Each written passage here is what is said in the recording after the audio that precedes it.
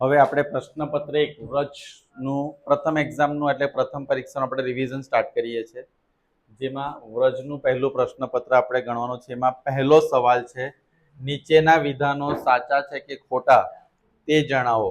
એમાં સૌથી પહેલો સવાલ છે 17 અને 23 નો ગુસા 1 છે. ગુસા શું છે? 17 અને 23 નો ગુસા 1 છે. સૌથી પહેલા તો આ વિધાન સાચું છે કે ખોટું છે? તો આ વિધાન મારા મત પ્રમાણે સાચું છે.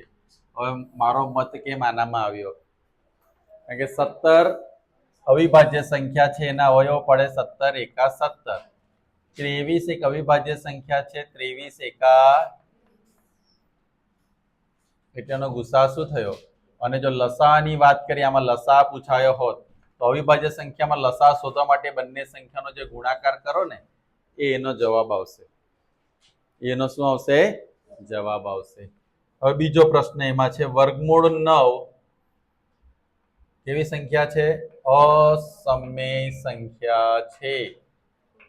વર્ગમૂળ 9 અસમય, તો વર્ગમૂળ 9 નું તમને ખબર છે, વર્ગમૂળ 9 નું નીકળે 3. 3 તો કેવી સંખ્યા છે? સમય. અહીંયા શું કીધું છે? તો આ વિધાન કેવું છે? ખોટું છે. કેવું છે આ વિધાન? ખોટું. હવે અહીં કહ્યું છે કે બહુપદી px બરાબર p of x બરાબર 2x - 3 નું શૂન્ય 3/2 છે. હવે 3/2 છે ને, તો પહેલા તો આપણે શું કરવાનું કે જે 2x - 3 ઇક્વલ ટુ શું લઈ લેવાનું? તો 2x બરાબર શું આવશે? 3. x બરાબર 3/2. તો આન્સર મેચ થાય છે. તો આ વિધાન કેવું છે? રાઈટ. તો તમને પ્રેક્ટિસ માટે હું આપી રાખું કે ભાઈ આના તમારે શૂન્ય શોધવાના. ખાલી શું શોધવાના? શૂન્ય. એટલે તમને પ્રેક્ટિસ પડે. હવે એમાં ચોથું તો શું કહે છે? મધ્ય કે સૌથી વધુ ઉપયોગમાં લેવાતું મધ્યવર્તી સ્થિતિમાનનું માપ છે. આ વાક્ય કેવું છે? ખોટું છે. એવું નથી હોતું કે મધ્ય કે સૌથી વધારે ઉપયોગમાં લેવામાં આવે છે. ફરીથી, મધ્ય કે સૌથી વધુ ઉપયોગમાં લેવાતું મધ્યવર્તી સ્થિતિમાનનું માપ છે. તો આ વિધાન શું થયું? ખોટું. એટલે આપણે અહીંયા પહેલો જે વિભાગ છે જેમાં 1 થી 4 પ્રશ્ન આપ્યા છે, ખરા ખોટાના, એ પૂરું કર્યું. હવે બીજું લઈએ, બહુ વિકલ્પ જવાબ વાળા પ્રશ્નો, જેમાં 5 થી 10 એટલે કે એમસીક્યુ જેને કહેવાય. એમાં 5મા નંબર પર શું કહે છે કે પ્રત્યેક 4 ક્રમિક ધન પૂર્ણાંકો નો ગુણાકાર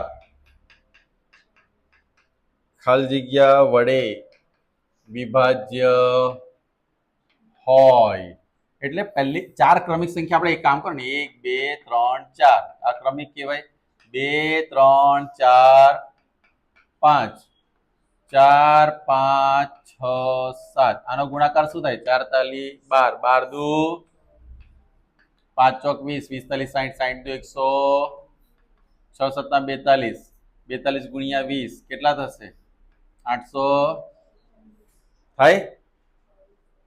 તો કોના વડે હશે? કોના વડે વિભાજ્ય હશે? અંદર ઓપ્શન આપ્યો છે 24.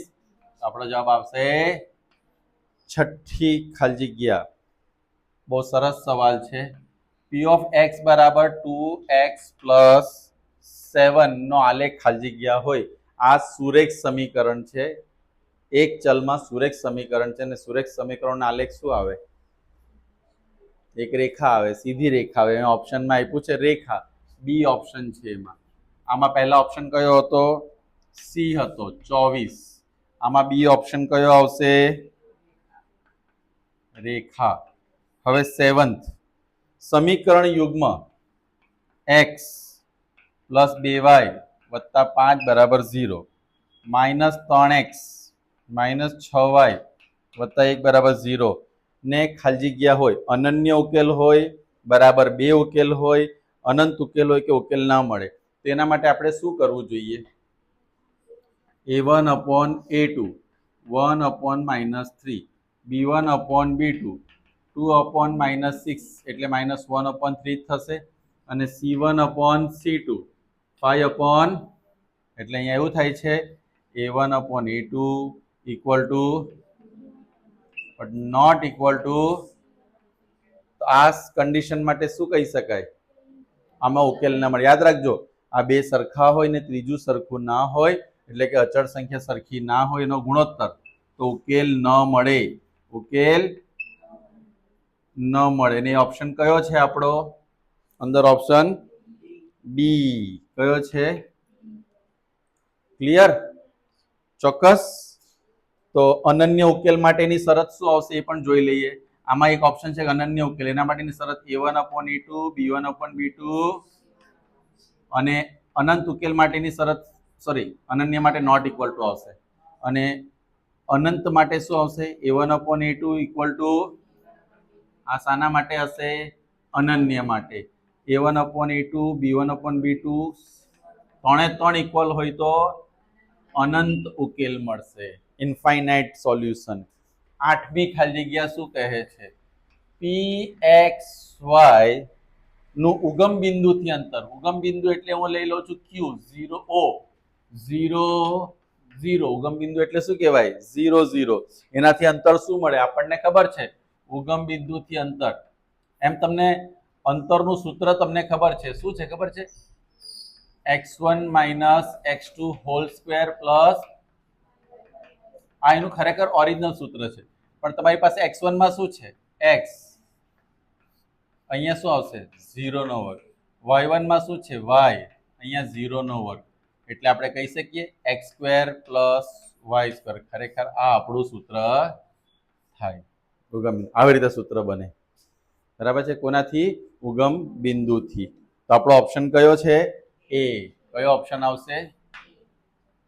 નવમી ખાલી જગ્યા જોઈશું z બરાબર 25 x બાર બરાબર 25 તો m બરાબર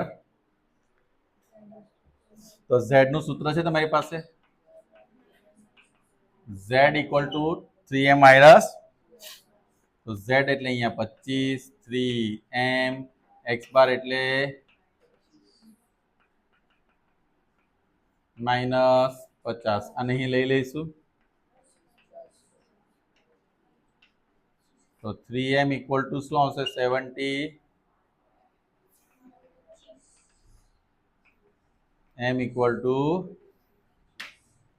ક્લિયર જે તમને અહીંયા પૂછવામાં આવ્યું છે તો ઓપ્શન કયો છે આપણો m equal to 25 A option છે કયો ઓપ્શન છે એ એમાં 10મી વાત કરીએ PE પ્લસ PE બાર શું થાય છે 1 PE પ્લસ PE બાર એટલે એમાં ઓપ્શન છે બી કયો ઓપ્શન છે તો આ સાથે આઈ થિંક આપણું સેક્શન જે આગળનું હતું 5 થી 10 નું એ પતી ગયું આમાં કોઈને કોઈ પ્રશ્ન છે હવે આપણે વાત કરીશું 11મો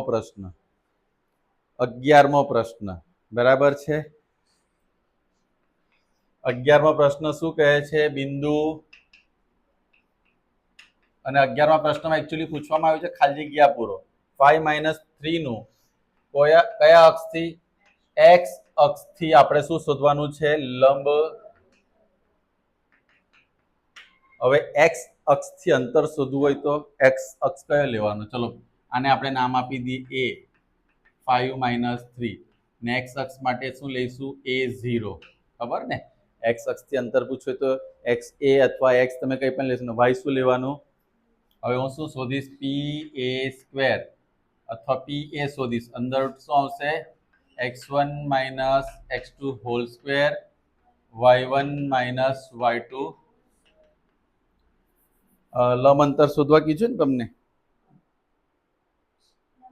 ઓકે તો વાંધો નહીં ચાલો તો શું આવશે બોલો x1 કેટલા આવશે y1 કેટલા આવશે -3 ને અહીંયા શું આવશે તો અહીંયા 25 10a પ્લસ a સ્ક્વેર -3 નો વર્ગ શું થશે 9 કેટલા થશે તો અહીંયા a સ્ક્વેર -10a પછી કેટલા આવશે 25 ને 9 34 પણ અંદર આપણે ઓપ્શનમાં તો શું આપ્યું છે લમ અંતર. ઓકે, એક્સ્ટ્રીમલી આમાં આટલું કેલ્ક્યુલેશન કરવાની જરૂર નથી. એક્સ્ટ્રીમલી સોરી, પીએ ની કિંમત નથી આપી. અહીંયા તમને શું કહ્યું છે બિંદુ 5 3 થી એક્સ અક્ષથી અંતર કેટલું? એક્સ અક્ષ કયો છે તમારો ને અંતર એક્સ અક્ષ થી આ કયું હશે? -3 ની અંતર હંમેશા પોઝિટિવ હોય. એટલે આ રીતે છે કે ભાઈ એક્સ અક્ષ પર એક બિંદુ છે 5 અને -3 તમારું ક્યાં આવશે? અહીંયા હશે. એટલે આપણો બિંદુ ક્યાં આવશે? 5 - 3 અહીંયા આવશે. તો અહીંયા નીચે આવે તો કેટલા અંતર નીચે આવેલા આપણે? 3 અંતર. તો અંતર કેટલું હશે? લંબ અંતર 3 એકમ હશે. સેન્ટીમીટર તો સેન્ટીમીટર. માઇનસ ભલે આપ્યું છે, હવે વાય અક્ષથી કીધું હતું આપણું અંતર શું આવશે? 5. એક્સ અક્ષથી કહીએ તો શું આવે?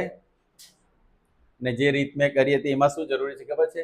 એપી નું તમને માપ આપ્યું હોય તો, રાઈટ? ચાલો 12મો દાખલો શું કહ્યું છે? Sigma FI XI is equal to 75. Sigma FI equal to 12. X bar we don't know. તો એક્સ બાર નો ફોર્મ્યુલા કયો યુઝ થશે અહીંયા? એફઆઈ એક્સઆઈ ના છેદમાં સિગ્મા. તો 75/12 શું જવાબ આવશે?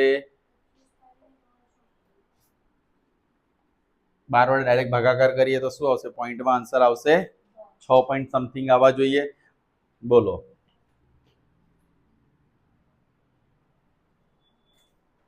હશે 12×6 = 72. ફટાફટ. અમારે ભણતા જ્યારે 12×6 = 72 આવતું હતું. હવે બદલાઈ ગયો સિલેબસ. તમને ડિવિઝન તો ખબર છે, તમારી પાસે કરાવડાવીશ જ. 6 પોઈન્ટ. આ તમારો શું થયું એન્જલ બેન? 12×6 કંઈક બદલાયું તો મને જણાવજો. હમણાં થેન્ક યુ બોસ. 12 6 = 72. એક માહિતીનો મધ્યક x બાર x કેટલા છે? મધ્યક x bar equal to 24. બહુલક z બરાબર કેટલા છે? 12. આપણે m ફાઇન્ડ કરવાનું છે, એટલે z ઇક્વલ ટુ શું આવશે? 3m minus.